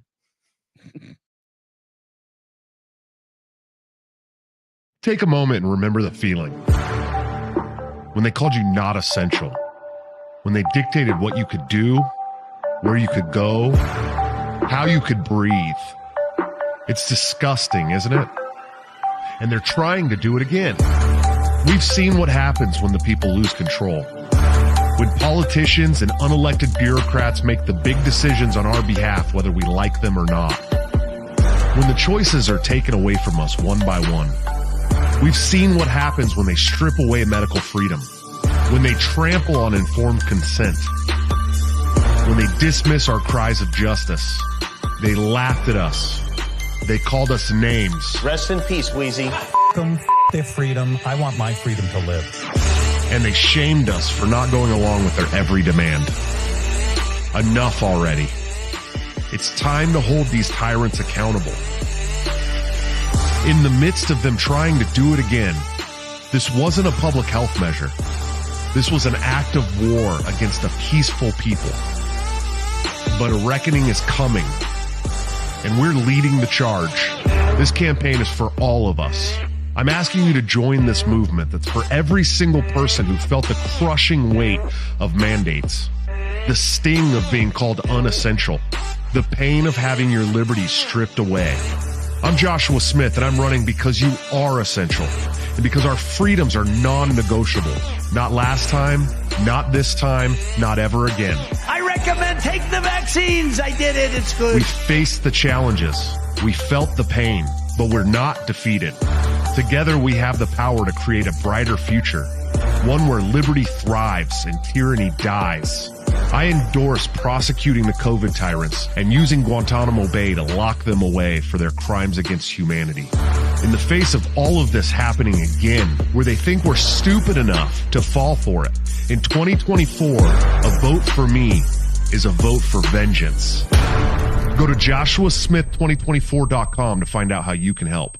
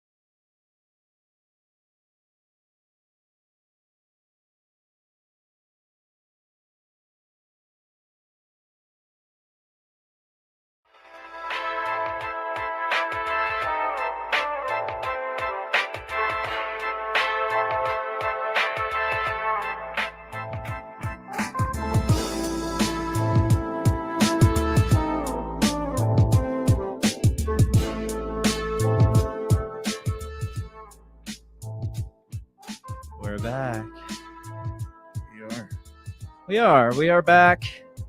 We're here to talk about what you're really all here to talk about, and that's your next president of your the United next States. president, the very first African American transgender president, gay president of the United States. I mean, we're checking off all the boxes. Oh yeah. Can we say that? Are we going to get kicked off for saying all these things? I I feel think like we we can say shouldn't. I mean, that should be a positive thing. Yeah. Like, why absolutely. would it be a negative thing in today's world to be like, Yeah. what we just said? Because I mean, if she wins, that's the first thing she's going to say. Is I am. I am. Oh, a by man. the way, I am actually a man. Yes. I mean, I would vote for Michelle Obama just to get Michelle Obama to admit That she's that a man. she's a man. Yes. Exactly. Because, I mean, none of the rest of it matters. Right? It's not like it's going to matter if Donald Trump wins. It's going to turn into a shit show. If Joe Biden wins, it's going to continue to be a shit show. If Michelle Obama wins, shit show. But if Michelle Obama was just like at her inaugural speech, like, you see this? This is real. Yes, you're all right. That would be worth it for me. Be like, I told you so. Yeah, I knew it. I knew it. I don't know. Do you think, even if I feel like that would raise just so many more questions, though, because then we'd have to go back and list Barack Obama as the first gay president. That's true. That's true. Then you'd have Republicans that try to just negate his they do with Donald Trump. Right. Like they just go from what number was he? 44? 45. Yeah. So they just go from 44 to 46. Yeah. They just put Just like skip an 'em. asterisk next. The Yeah. Republicans would do that to Obama. It's like, Oh yeah. we did not have no gay president in Yeah, right. these United States. Yeah. We don't even know if he was born here. This is America. I told you he's a foreigner. Of course Yeah, he's gay. I mean, Yeah. you know how much. I mean, can you imagine like the Sean Hannitys of the world or Mhm. just But losing that would their goddamn minds? that would cement my I would double down on my further prophecy of Chelsea Clinton being next, God, and stop then it. Malia Obama Stop it. being next. I got to get one of the Bush girls in there too, though. No, they're drunks. One of them's a lesbian, though. Oh, is she now? I think one of them was Really? a lesbian a long time ago. Oh. I always thought Maybe they were I'm kinda wrong. hot. I don't know. I'm pretty sure one of them is or was. I don't know. Who knows these days? Yeah. Anyway, let's talk about our prediction. The Shelley-O switcheroo. Yes. Yeah. Um, I mean, really, is there anybody else they could swap him out with there's that would? not, because again, all the Yeah. even if you take the transgender part out Right. of there, all the boxes, you can't go on the platform the Democrats have gone on for so long and then pull off a switcheroo without throwing in a woman of color. You Right. just can't. She's And a better obviously- Kamala Harris. I was going to say, obviously, they can't. I mean, they thought that was what Kamala Right, Harris yeah. was for their party, and then they realized real quick No. she's not the woman of color that we want. Yes. And yeah. so the only one I think that they could switch out with and pull it off with is Shelley-O. I mean, I it's agree. the only way it works. I agree. Let's talk about this. Because like I said, Vivek has heard us. Yes. And he's come out and he's repeating our prediction. Fox News. This is from Fox News. It says the Dems are one step closer to replacing Biden with Michelle Obama after damning report, Ramaswamy says. So this gets into the reason why Joe Biden can no longer be our president. Or shouldn't. He can't. He just can't based Yeah. on this. I got to sign in apparently. Oh, Jesus Christ. It's like, why does this stuff pop up like when I'm prepping earlier? Like I can read it just fine. And then as soon as we get into the it just likes to surprise you. I don't want you to all see my personal email address. Go away. So if you have questions or comments, You have my other email address. This is my real email address that I don't use because it gets too much spam already. Jesus Christ. Now I got to look up the link. There's no signing in. It's like you got to verify it with the link. That's dumb. Yeah. So talk about Shelley while I. Yeah. So obviously she's got the same credentials as Barack, basically, Well, yeah, right? she is. Harvard graduate. I mean, master of law. Mother, woman of color, right? Sure. Maybe father. I don't know. We haven't decided We yet. don't know yet. Strong black woman. Yes, very strong black woman. Much better than Kamala. Much better than Hillary, and popular. Right? She was on a big push. I've seen her on a lot of Disney shows. I've seen her. She has her own Netflix Does production company. Yeah, that's Really? what remember the Obamas have their Netflix production company. That's right. Did they have a podcast for a while? Yeah, they did have a podcast. So I mean, she's been kind of she has owned every DNC she's been to. She's far and away the best speaker. Right. Well, that not only all that, but also here recently she's been coming back out of the woodwork at she had her book tour. Remember that? I guess there was a Life magazine article about her recently, and it was it talked about life in the as the first lady, but then it was just full page spreads of her in the White House or standing up on a stage like she just won a nomination. It's kind of like they're trying to groom our minds to see her as presidential. And do you know who one of her best friends ever is? I'm not sure. George W. Bush. No. Yes. There's no way. Yes. Apparently they have become very close. Apparently they paint together. They drink wine together. Apparently they are very close. It is not something I would have expected. Could you imagine her out there and who's standing by her side but GW? Oh, Jesus Christ. I mean, sure. Why not? I mean, but is that really the endorsement she would want is GW? You know what? Bringing the people together, right? Bringing the country together. But is there even Republicans that like GW anymore? Well, but there is that select that I think are anti-Trump who would jump on that bandwagon. Jump on the G-Dubs bandwagon? Jump on the G-Dubs. Goodness. I'm almost here. I had to verify my email account and then verify we've talked about this, but there is a possibility that Nikki Haley's hanging in there for a reason, right? But so could we see a Michelle Obama versus Nikki Haley? Does she have any kind of color to her though? Yeah, she's Indian. Okay, I knew she was something. I don't know. She's Republican, she's Southern, so she's got to be white. Jesus, why is this not opening? I just want to read. I think I would. You always hear people saying they're going to move out of the country if so and so wins or whatever. I would kill myself if it's Nikki Haley and Michelle Obama. I mean, it can't be worse though than Kamala Harris running again. Can you imagine that voice again for another it's campaign like trail? Fran Or can you imagine her as the president having to get up and actually speak? No. So, all right, here we go. Former Republican presidential candidate Vivek Ramaswamy doubled down on his theory that Democrats will swap out President Biden with Michelle Obama on the party's theory, ticket. Vivek. Thank you. It's Fox News. It's our theory. Yeah. He stole it from us.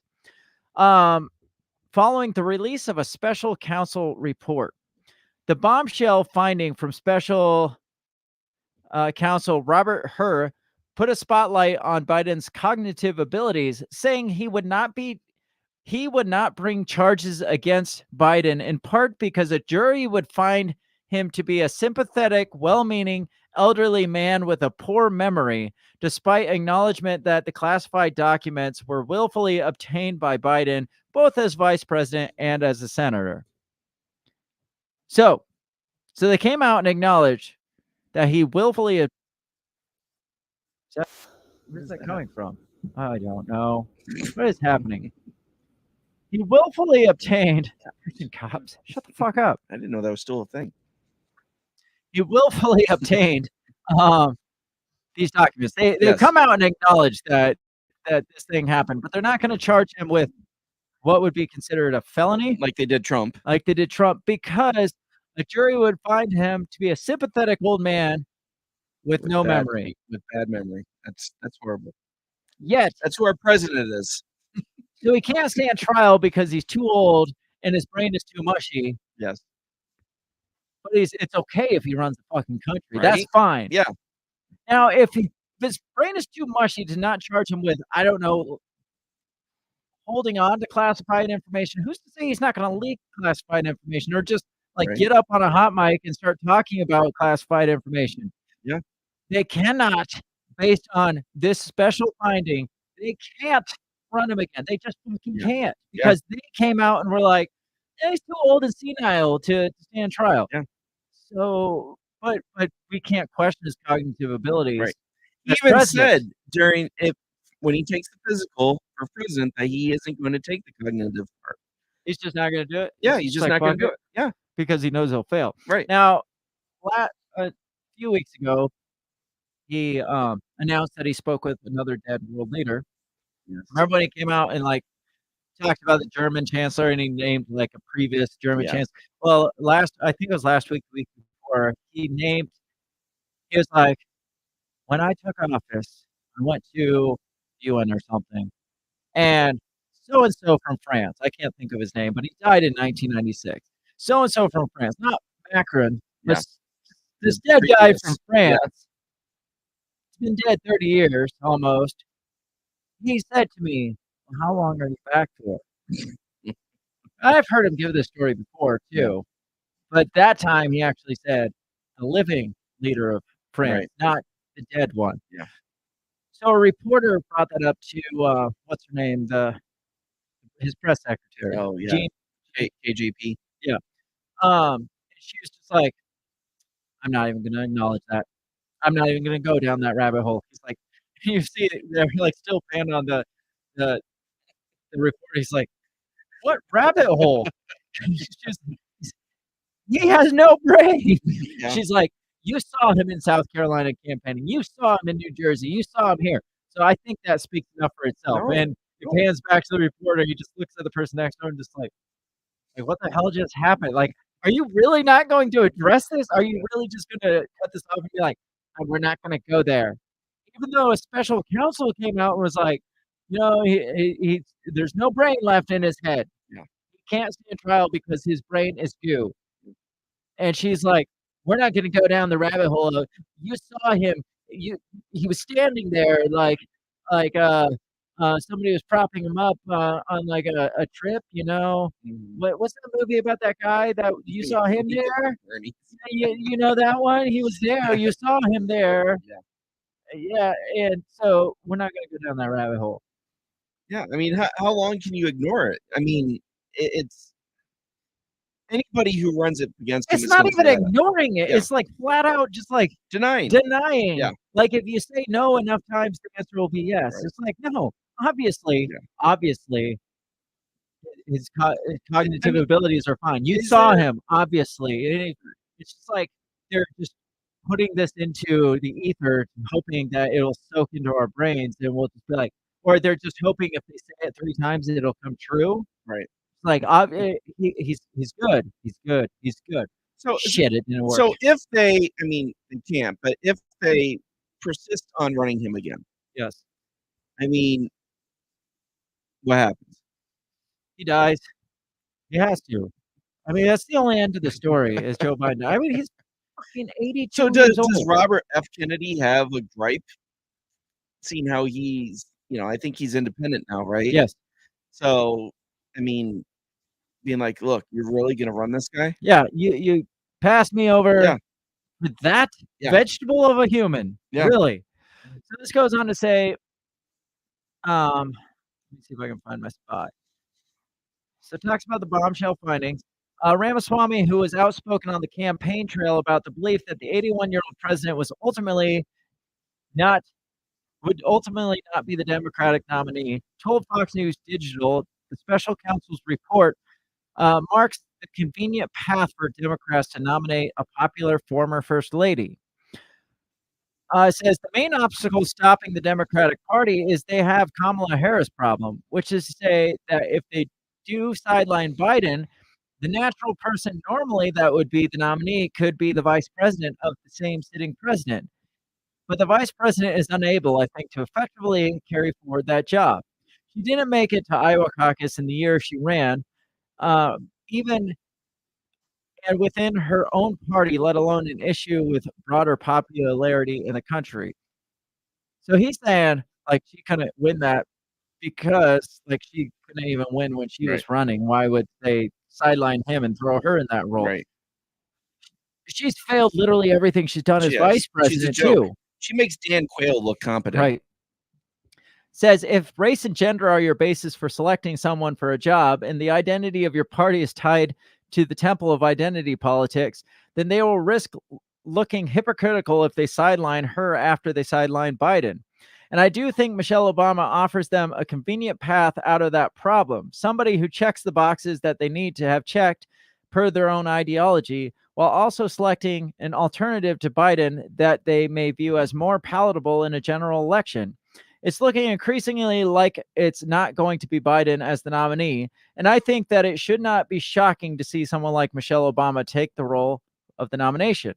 There's your... There he is. Yes, your knight in shining armor.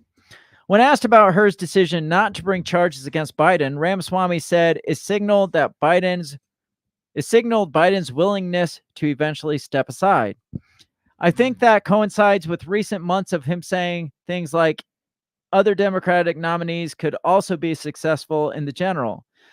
So I think we're seeing a general trend towards what I predicted, which is, first of all, Vivek, it's what we predicted. Which is that they would move Biden out of the way, and I think this is one more step in that direction. So they're setting the stage. They're putting things in motion here. And that was the first thing I thought when I saw that report. I was like, "Oh fuck, this is it." Yeah, that was an intentional play there. Yeah. It wasn't like he was just like, yeah, it wasn't like we didn't think that through. Right. I guess we shouldn't have said that because that means he can't run for president. Yeah. No, that was an intentional thing where this guy is just like, well, we're not going to charge him with anything, but come out and say this thing. So we kind of get this in people's mind that he shouldn't run for president. And he comes out, he's like, well, we can't charge him with this because he's an old man who's lost his fucking marbles. Right. And then people are like, wait a second. If he's an old man that's lost his marbles, maybe should we not run him for president? And they're like, well, no. Well, that's not what we're saying. We're just saying in this current situation, he's lost his fucking marbles. Right. So that way it just starts getting people's heads rolling. Yeah. So when they do the switch, people are like, oh, that makes sense. Remember when he said he lost his marbles? Yeah, that would make sense. And then they'll get so excited with Michelle fever, and they won't even think about it. They won't even second guess it. Right. It says her who was appointed by Attorney General Merrick Garland to investigate Biden's handling of classified documents, revealed that Biden had a hazy memory about when he was previously in office and when his son Beau died, which happened in 2015. In his interview with our office, Mr. Biden's memory was worse, the report states. He didn't remember when he was vice president, forgetting on the first day of the interview when his term ended. If it was 2013, when did I stop being vice president? He said. Oh my. And forgetting on the second day of the interview when his term began. In 2009, am I still vice president? Oh my. If he said that, he's worse than I thought he was. How is he even still in office now? Or they're feeding him a script now and he reads, am I still vice president? It's like, why did I say? Yeah. Why'd you write this? Well, it's what it told me to say. The only other reason I could think is if they came out and they're like, look, we understand where he's at. Let's let him finish out this term. We're handling him. We're going to make sure he doesn't do anything he's not supposed to. He's not touching anything. Don't worry. He didn't remember even within several years when his son Beau died, the report continued, and his memory appeared hazy when describing the Afghanistan debate that was once so important to him. Among other things, he mistakenly said he had a real difference of opinion with General Curl Eikenberry, when in fact Eikenberry was an ally whom Mr. Biden cited approvingly in his Thanksgiving memo to President Obama. These revelations, in addition to his recent slew of gaffes, continue to fuel concerns among voters about the advanced age of Biden, the oldest president in U.S. history. His likely 2024 opponent, former President Trump, will turn 78 in June. So there's that. There's that article from Fox News. That briefly gets into the Michelle Obama stuff. Briefly. Yeah. Really, really brief. It doesn't dig into the cojones of Michelle Obama. But what do you... We gotta get into this next article because this one says so much more. Make sure I have it. Where to go? Here we go. September surprise is what it's called, and this gets into a lot more. And this, so the question is this, and this one will answer this a lot. But I want to know if you have the answer to this. If they intend to run Michelle Obama, why don't they just fucking run Michelle Obama? They got to let it play out. Right. They got to make it look like they have no other choice. Right. They got to make it look like. But is it really that big of a deal? Yes, that would force them to admit, yes, I mean, his cognitive abilities aren't what they should be. But they've pretty much come out and said that already. So why not? Why have they just done this until now, or wait till September, October, or whatever, and then just be like, actually, we're doing Michelle Obama, instead of just like, if they were to throw her against Biden in the primaries, even as the current standing U.S. president, I guarantee you Michelle Obama would have beat him in the primaries. Absolutely. I fucking guarantee you. Absolutely. So why not just run her in the primaries? Well, because it makes it look like there's no party unity then, right? But there's not, though. But there's not, but they have to make it look like there is. Because remember, this is the guy who won with the greatest popular vote of all time. Over Obama, right? And so now to all of a sudden reverse that and be like, but we can't really back him for another term, right? Well, they could have just had him be like, guys, I'm old. I don't want to fucking do this anymore. And that's what he should do. But my thought is that he doesn't want to do that. And they don't know how to, and they don't know how to do that without getting him to fucking. They don't know how to tell him we don't want you anymore. Yes. Well, exactly. And what does he say? Like, what? You fucking made me say this and this and this, which isn't true, and now you're not even going to run with me? Right. I mean, you guys stole the whole election. Right. That'd be awesome. That would be epic. That would be now, epic. Here is what Zero Hedge has to say. The reasoning why they wait till September to pull this stunt off. And they're saying they're following suit with what we said. They're taking our prediction. Obviously. It says that it's titled "The September Surprises" from Zero Hedge. It says, what's a Democrat to do? President Biden's poll numbers seem set in quicksand. Now, the special counsel's justification for not recommending charges against Biden for having willfully retained and disclosed classified materials is damning. Biden's memory is has such significant limitations that the special counsel believed he could not convince a jury that Biden has a mental state of willfulness that a serious felony or presumably serving as president requires. Cue the campaign commercials. Says salvation lies in the DNC rules. Remember the New Jersey switcheroo way back in 2002 when Democrats turned a sure loss of Senate seat into a win by swapping their losing candidate at the last minute, overriding a state law that said it was too late in the cycle to do such a switch. Bet on Democrats to pull the same switcheroo, but at an even higher level and even later than you expect, possibly, but more likely about 2 weeks after the convention, giving us a September surprise. Joe Biden is a placeholder quelling current competition for a much better bet, Michelle Obama, just in time to turn a sure loss in 2024 into a surprise potential victory. Says, but Tosh, you said, she's said she hates politics. She doesn't want to run. Of course she said Bullshit. that. Donald Trump has said that too. Yeah. Bullshit. She hates she made every one of those statements before she got to see Biden redefining the job and expectations for presidency. Now she knows that when the media wants a president in place, a 4-day work week consisting of one social obligation per day and everything else delegated will suffice. And that's without a highly experienced first gentleman. Karl Rove said on Fox News, this is pure lunacy. about the possibility of Michelle Obama's candidacy. People would say, you know what? That's Barack Obama going for a third term. They wouldn't go for Thank you, sir. Fourth. They wouldn't go for it. Yes, they would, because yes. it'd be a Barack Obama Did third they or say fourth anything when term. Hillary was running for No. president with No. Bill Clinton? Exactly. No. It says, oh, yes, they would. Let's remember that the received wisdom from the GOP professional class was that Obama couldn't possibly get the nomination in 2008, or that once he did, he couldn't win, and he would lose in 2012. Apparently, underestimation persists. Swapping out candidates so close to election isn't as rare as you might think. In the same way, 2002 election cycle, for instance, Minnesota Democrats had to replace their Senate candidate, incumbent Paul Wellstone, after he was killed in a plane crash just days before the election. Killed by who? Exactly. Yeah, right. Yeah. Killed by whoever the DNC. They ended up getting. And almost exactly 2 years earlier, Missouri Democrats had to replace Governor Mel Carnahan, their candidate for U.S. Senate, in late October when he died in a plane crash. What the fuck? Why are all these unwanted Democrat senators dying in plane crashes? Does Biden have any plane flights coming up? Just remember, Jack Kennedy Jr. died in a plane crash too. Yeah. They love their plane crashes. They do. They're dramatic. As the New Jersey case proved, the closer you get to election day before making the switch, the better chance you have. So this is your answer here. Yeah.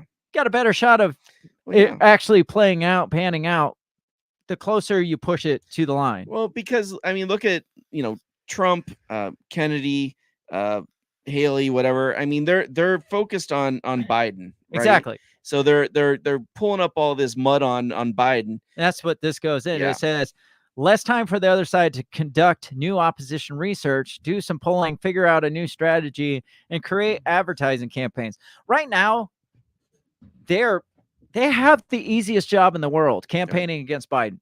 It's pretty much he beats himself. It's pretty much how Biden's campaign was, not Trump. That's what he ran on and he won. This time Trump goes back in. He's like, well, I'm not Biden. Yeah. You see this guy. You remember last time? Right. Joe doesn't. Exactly. I mean, it's just like, I can make a cognitive sentence. Yeah. Where is Joe? Like, he's old. Yeah. Right? Yeah. That's their political research is, how old is Joe Biden today? Right. What did Joe Biden forget today? And so if she was to switch now, they would have, I mean, it'd be limited time, but they'd have the time to switch course real quick. Let's develop a new campaign strategy. Let's do some research, find out that Michelle Obama actually is a man, and then we're going to expose all her baggage for what it is. But instead, you wait till the last minute. So they're like, oh, we got this in the bag.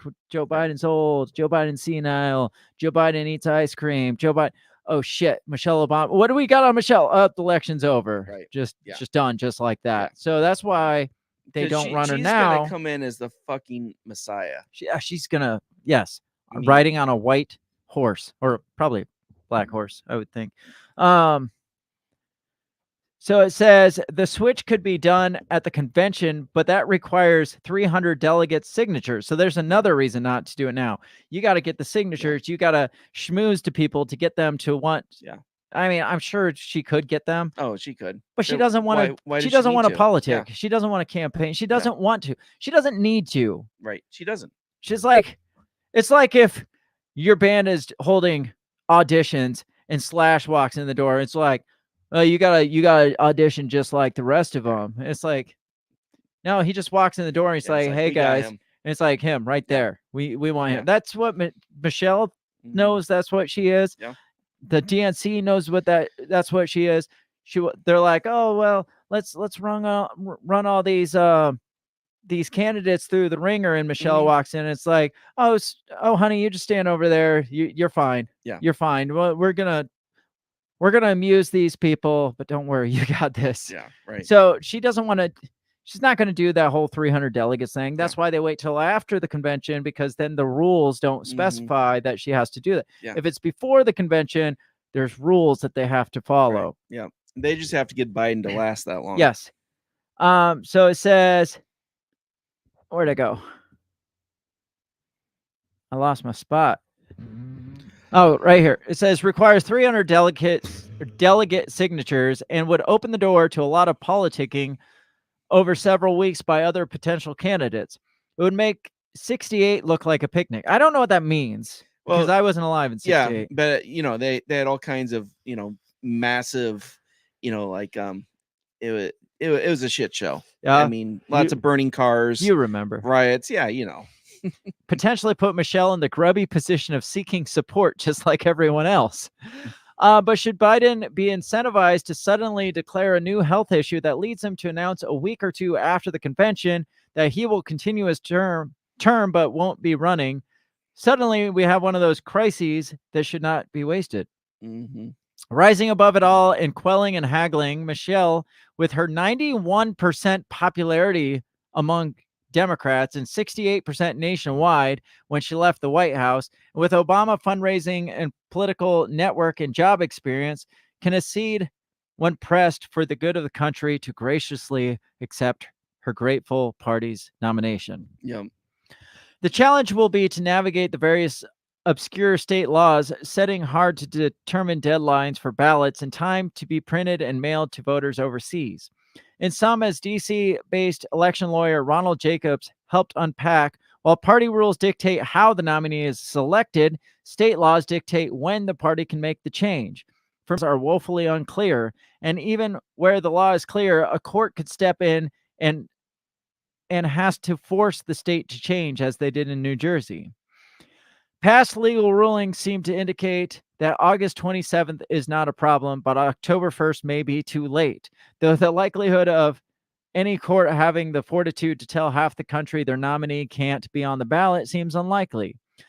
Figure 2+ weeks after the convention to be the last safe opportunity to switch. So here's the DNC rules that go into effect if Biden were to wait, because we have the rules that say if she goes in before the convention, she's got to get 300 votes, right, or signatures. But if she goes in after, here's the DNC's rules that would apply. If Biden were to step down 2 weeks after, here's the DNC's rules. It's pretty rigorous here. Okay. The Democratic National Committee shall have general responsibility for the affairs of the Democratic Party between national conventions. This responsibility shall include filling vacancies in the nomination for the office of president and vice president. Wow, that's brutal. That's it. It's like, it's our responsibility if there's a vacancy between conventions. So after the convention until the next convention, it's our responsibility to fill the vacancy. So they can take that for whatever. It's like, we don't even have to ask. It's just like, this is who it is. This is who we're having. All this freaking primary election shit, it's all for show because at the end of the day, we can just do it. I mean, that's basically how it was with Bernie, Right. At the end of the day, they just bet. How much do you want to bet that not only does the Democratic Party already have the new ballots made up? Oh, yeah. It's like Super Bowl hats. Right. Yeah, exactly. Like my son, after the Super Bowl, like literally as soon as it ended, they're like, get your Chiefs Super Bowl champion hat. And he's like, how did they do that so fast? I was like, you got to realize they have them printed for both sides, or it's as rigged as these elections, and they knew the Chiefs were going to win, so they already had them printed. And they send the losing side, they send them to Africa, so they don't know who the fuck won. Hey, those got to be worth some money if you go steal one from an African kid. They got to be worth some money. But besides that, remember in 2020 when we did our show and we talked about how they're working behind the scenes to change all these election rules? Yes. Right now, they're working behind the scenes to change all kinds of state election rules. Oh, yeah. And we haven't even heard about now. And all of a sudden it'll drop. It's like, well, New Jersey did just release this law that said this. In July, they just changed that law. How convenient was this for us? Right. Yeah, exactly. Yeah. And that's exactly how it's going to work. They're already laying down the foundation to make this change. Yeah. They're laying the groundwork for sure. It says, it's been done before. In 1972, Democrats realized weeks after their nominating convention that the man they nominated for vice president had undergone shock therapy a decade earlier. Holy fuck. Eagleton withdrew from the ticket, thereby creating a vacancy, and left it to the DNC to choose a replacement. McGovern finally got Kennedy-in-law Sergeant Shriver to agree to what would become a suicide mission. The Eagleton Shriver swap was a poorly run thing, catch as catch can, with the presidential candidate always running a day behind the news. Michelle Obama's entry into the 2024 campaign as Joe Biden's replacement will be handled in a far more professional manner because they've already got the press release. Everything's written up, like you were saying. They are ready for this. Oh, yeah. Why Michelle? We've already talked about this. It says it wouldn't make sense for Biden to remove himself from the ticket in order to simply elevate Vice President Kamala Harris. The point of the whole exercise is to win. Yeah, right. Michelle Obama is the only potential candidate who could safely replace a black woman on the Democrat ticket without causing a major political disruption inside a core Democrat voter group. Plus, Michelle is Teflon, a popular celebrity with little track record, and the guarantee that any criticism will elicit a chorus of racist and sexist accusations. She is by far the hardest candidate for Trump to beat. Mrs. Obama has been acting for several years as though she is rebranding for the gig. This was what I was getting. She's laying her own groundwork too. Her book launch looked nothing like a book tour, but a reintroduction complete with billboards and sellout celebrity interview performances of the new Oprah-ized, smiling, hey girlfriend, loving America, Michelle. A few weeks ago, she publicly said she was terrified about the potential results of the election, saying her fears of the possible outcomes keep her awake at night. Nothing keeps out. America. No. Just recently, an entire special edition of Life magazine about the inspiring Michelle Obama parked itself for $14.99 at your nearest supermarket checkout lines. Who's paying $15 for a spread of Michelle? Too many people. The cover may say the post-White House phenomenon, but everything post-White House is confined to 5 paragraphs in the first introductory pages, while the rest of the 112 glossy pages are 1/3 backstory and 2/3 Michelle in the White House looking presidential. The last page is Michelle on stage at the 2016 convention, solo, looking like she just received the nomination, and under the heading Crowd Pleaser. On the back cover are the Obamas at their second inaugural ball, with President Obama bowing to the stately Michelle.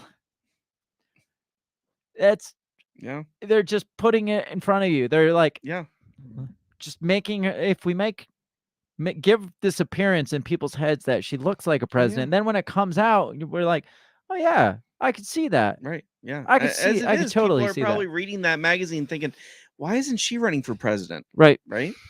It says it's not enough that the lady is willing and prepared. The ground must be laid. In 2022, I predicted in the second part of a tweet that oddly no longer shows up when searched. Then in 23, we'd see house organs of the left, like the Washington Post and other mainstream outlets, suddenly shift from treating Hunter Biden's problems like a GOP fever dream to a real problem. And we have seen that. Like everybody's coming out. It's like, oh, this Hunter Biden thing is kind of legit.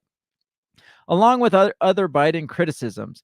That happened on cue. And now we have a special counsel report reminiscent of Comey's hit piece on Hillary. Of course, executing this scenario requires enough carrots and sticks for Biden to give up his place on the ticket. Just give him enough ice cream. You just give him the right kind of ice cream. You don't even have to tell him he's not president anymore. Right? Yeah. Just be like, hey, guess what? Ukraine needs a new president. Yeah. No, I mean, you could probably convince the guy that he's still president of the fucking United States. He thinks he's vice president. I mean, you just put him in like a stately office, like put it in his nursing home. Yeah. Like put like a freaking desk in his nursing home. Just give him a room next to Obama, and he'll still think he's his vice president. He'll see Michelle and be like, "Oh, your wife looks lovely today, Mr. President." Just put like a piece of paper and tell him he's doing a press conference. He's just sitting there in his nursing home at his desk reading his press conference. Right. Yeah, and he would believe it. Absolutely. But how do you get rid of Kamala? That is probably the question. Yes, you got to promise her something good. Or take her out. Plane crash. I mean, it just seems to be the thing to do when you need to get rid of a political, not opponent, even like somebody on your side that you don't want. Yeah. You don't want to break the news to him. You don't want to hurt their feelings. So you kill him. A couple tickets to the Bahamas, and it's good. It says by summer, it's likely Biden's polls will be so bad that November loss seems a foregone conclusion. His legacy wouldn't be that he was the man who removed Donald Trump from the White House. It would be that he was the man who let Trump back in to prosecute him and his family. Even Jill will face reality and, like Bob Torricelli before them, opt for the switcheroo. So this is where it gets funny. In London, it is legal to bet on American election outcomes. That's awesome. To place bet. It's legal. Yeah. Apparently we can't do that here, which is bullshit. We can't. I know. We can bet But in on London, they can bet on our political election cycle. I wish I knew somebody in London.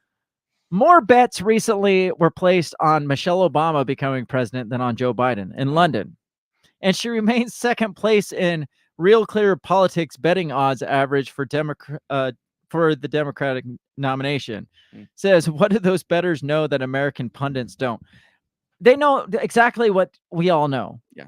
They know, like we know, maybe the American pundits haven't come to terms with this, but it is the only solution for a win, a Democratic win. There's no playbook that gets Joe, like they did in 2020, that gets Joe to beat Donald Trump. There's just not. They can war game this. They can lock Joe in the basement for another 6 months like they did last time. They can pay off Facebook and Twitter, convince Elon Musk to like ban all Republican content. There is nothing that they could game plan that makes Joe Biden win over Donald Trump or anybody probably at that. Absolutely. And that and the fact that Trump can debate Joe Biden and beat the shit out of him. But there's no way Biden will debate. They will not put him on a debate stage. And he could go up against Hillary Clinton and make her look like a person worse than what she actually is. Sure. Like he can't touch Michelle. And that's what they were saying. Like anything that Donald Trump would say at all against Michelle Obama, look more racist, more sexist. Yeah. Yep. I mean, it's like double-edged, like knife blade shoved into Donald Trump. Look how bad he looked against Megyn Kelly. Yeah, no shit. I mean, Michelle Obama that's will make him white, look worse. Like a Fox News white woman. Yeah. That's like somebody that's supposedly on his side and is as racist as him, and he looked like an asshole. He hated her. Yes. There's anything. And the other thing was Donald Trump was the OG, like birther too. Like birther conspiracy theorist. He was the one that was like, show me the birth certificate. Is he even from America? Like, how do we even know this guy's even American? I mean, he is black. His name is Obama. His middle name's Hussein. He's he's not from around here. Show me the birth certificate. You know, that's going to get brought up. If there's even enough time for any of that to happen, anything that he says, he's like, you're Barack Obama's wife. And they're like, yeah, remember when you said that he wasn't from here? You're a racist. Yeah. Oh, is that because I'm a woman? Yeah. Is that why you're saying that? Yeah. No, you're just Am Barack I a Obama's... nasty woman, Donald? Yeah. Huh? Right. Are you going to grab me by the... Yeah, right. Ew. No. Because you'll be a surprise. Like, are you going to grab me by the pussy? Good luck with that. Yeah, right. So, like I was saying, though, any war game that has any potential to win, this is the only strategy. This is their Hail Mary strategy. This is the only one that works, because the reason why it's got to be Michelle, like the articles were saying, is you can't sidestep Joe Biden and say, sorry, he's not good enough. He's too old. He's too free. His brains are too mushy. Yeah. And also, you can't sidestep Kamala Harris with a white dude. Right. And not get everybody's panties in a bunch. It's gosh, like, oh, is that just because I'm a woman? Yeah. Is that because I'm a person of color? Yep. Yeah. You just can't. It's got to be somebody of equal or greater value, which isn't really hard for Kamala Harris to have equal or greater value. No, it really isn't. And again, Michelle checks off all the boxes that Kamala checks off. Right. She's much more liked. 98% liked amongst Democrats. Yeah. Yeah. And 91% from Democrats and 68% in general across the country. Across the board, yes. You're talking white dudes. Yeah, right. And Republicans. Yeah. You probably saw her and be like, oh, wow, she's like a younger Oprah. I mean, to be honest, it's a fucking smart plan. Oh, it's great. Yeah. I'm not even mad at them for doing this. No. Well, we called it because it's the best way they could go. It's the only way to go. I'm not mad that they're doing it, because it's shitty that they're sidestepping the whole election process that's supposed to be there to put this person in place. Yeah. But I'm not mad. No. It's the perfect plan. It's genius if they could pull it off. They'll talk about it in history classes for years. Oh to yeah, come. I mean, it's gonna go right down there with like some of the greatest like football comeback stories. It will. Super Bowl comeback stories and stuff. This is gonna be it. Yeah. Do you remember the Obama play? Do you Yeah. remember the Shelly O? Oh, they thought they were geniuses for what they did in 2020. This makes that look like nothing. This is gonna be a political strategy titled the Shelly O. Yeah, It's like we're gonna pull the Shelly O out of our playbook. It's the equivalent of the Cal Stanford play. Are you sure? Are you sure the world? Are you sure we're to the point where we need the Shelly? Oh, we need the Shelly O. We need the Shelly O. To bring out the book, they dust it off and remember this? Yeah, remember those days?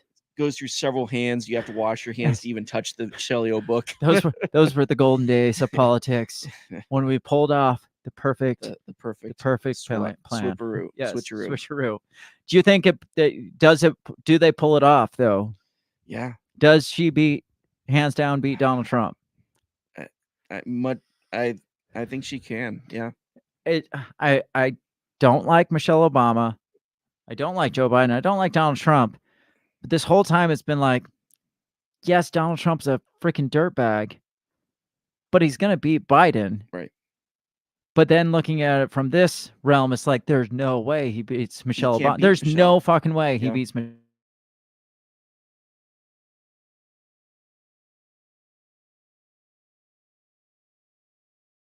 Who they would bring in? I don't either. I mean, what's her name? Nikki Haley's about the closest thing, like you were saying, having a Michelle Obama, Nikki Haley. But she's like she won't come. She's a Republican Hillary Clinton. She won't scratch the surface against Michelle Obama. She's not even close. No, she'd probably beat Joe Biden. Yeah. Like I said, I don't know who the Republicans would be able to bring in. I don't know. At that point, you might as well just name her president of the world because it's just a done deal at that point. Yeah. If we're a betting man, what are the odds that this is exactly what happens? Oh, I'm saying 90%. Probably. Yeah. Who is Michelle's vice president candidate though? Does she take Kamala Harris then as vice president, or she just pick somebody completely? Yeah, she pick Barack Obama. Yeah, right. I don't know. I don't know what that'd be. Oh God, why? It'd have to be if you're right. I mean, we're propping up. I thought they were grooming Chelsea for political run. Remember when Hillary and Chelsea had their podcast and we're getting her in. Yeah, gross. I love me some WAP. No, believe me, Chelsea's gonna make a run, but yeah, I don't know. Who's AOC? Oh Jesus, I didn't even think about that. Yeah. That's a dream ticket. Good God. No, God, please no. This is depressing. It is depressing. I'm going to move to Siberia. It's like, yes. It's like it's a pretty done deal too, is the scary part of it. It is. So it is. I mean, there's no other options. I guess not. Ladies and gentlemen, your next president. I mean, our other option, I guess, is Josh Smith. No, vote for Josh Smith. Josh Smith. Vote for Josh Smith because we don't want Michelle. We don't want Shelly O. We do not want Shelly O. There is a better option, guys. There's a better option out there, and it's Josh Smith. You got anything final on this? You look like you're gonna throw up over there. The thought of AOC running with Michelle Obama just turns my stomach. Yes. No, it's going to be a shitty thing for sure. And but they have no options. Like I said, the biggest thing is I would be surprised if they can hold it till past after the convention. That would be the biggest thing. We got to stop letting Biden speak. Yeah, no. Just they will keep his ass on life support and AI his face onto somebody. Actually, what's going to happen is over the next couple months, you watch. Like, he hasn't done a ton of public speaking. No. Closer to August, like over the summer, closer to August, he's going to start speaking more. They're going to start putting him in front of people, like small, like kind of gradually more and more. So people like, and then they're going to start taking his script away from him and let him go out. Oh yeah, let him answer a couple questions. Let the world see. And so they could be like, wow, he's really starting to slip. It's like, no, he's been slipping this whole fucking time. You guys have just been covering it up, but they're going to start revealing, like lifting the veil, pulling the veil back a little, but a little more. And then there's going to be some major thing where he just like blows it all to shit on his own. They're like, get up there, talk by yourself. Yeah. But then they're going to give him a speech that's going to rival freaking Lou Gehrig's speech leaving the baseball. So everybody's going to be crying. He's going to leave out on a high note. It's the sacrifice play. What a great president he is to hand the reins over to Michelle Obama. I guess. So I don't know. It's going to today is the greatest day. Yes. It's going to be epic. Yes. It's going to be the greatest political campaign move in U.S. history. Was the switch, the Shelly-O. Yep. Mark my words. You heard it first from us. Yes. We got to get out of here. Let us know what you think. What would a Michelle Obama president administration look like? It's going to be gorgeous. Ugh. It's going to be as gorgeous as the sexy Michelle Obama. Oh, God bless. And her man hands. Those nice shoulders. Yes. It's going to be glorious. How many wars does Shelly-O get us into? Oh, God. She takes us all the way to the end. Think so? Yeah. I don't know. I don't know what's going to happen. Does Shelly-O support Israel? That's a good question. Brock kind of pulled back from a lot of Israel support. And that's when Trump came in and was like, we're gonna make Jerusalem the capital again. And I'm like, that's not really part of Israel, but I said it is, so it is, and Israel said it is, so it is. I think she pulls off a 2-state solution. You think so? Yeah. Well, that would make her the Antichrist. You realize that, right? I'm not. And everybody said Barack was the Antichrist. Right? No, it's his wife. It's his husband, wife. Yes, he's the Antichrist. Yeah. So all will be revealed. All will be revealed in time. Yes, you just gotta wait for the ball to drop. Jesus, we got to get out of here. I don't want to think about this anymore. Let us know what you think about this, about a Shelly-O presidency, about a fourth Barack Obama presidency. Let us know how you think they pull this shit off. Is Vivek right for copying us? Just let us know. The comment section is always open. You can hit us up on Facebook, Instagram, and Twitter at the handle at Break the Bell Pod. Let us know. Yeah. Give us your predictions. We should place our own bet on this. We should have our own pool going. Yes. I don't know how to, because I think everybody's just going to vote. Yeah. For I think we played Michelle quite a bit. We kind of ruined that. Yeah. Lost our chance there. Hit us up, share us far and wide all over the social media sphere, because that's how we get our shit talking around to other ears. And that's all we want is for everybody to hear us talk shit. So hit us up, share us, do what the kids tell you to do. Otherwise, be back here next Monday night, and maybe we'll have something more depressing to talk about. More depressing than Michelle Obama as president with a vice president of AOC, because that's pretty freaking depressing. I don't think anything tops that. No, that's it. Have a great rest of your week. We will catch you next time. Peace. Goodbye. The Break the Bell podcast is brought to you by you. So pat yourself on the back, because without you, we would be talking to ourselves. A special thanks to our Patreon members, Justin Zielinski, Remzo Martinez, Stephanie Parker, and T.O. Jacobson. A shout out to our sponsors, Run Your Mouth Coffee, the On the Run podcast, and Goulash Media. If you'd like to help support us, visit patreon.com/breakthebell or buy our garbage at breakthebell.bigcartel.com. Get back here next week and let us continue to invade your ear holes. And as always, never stop talking.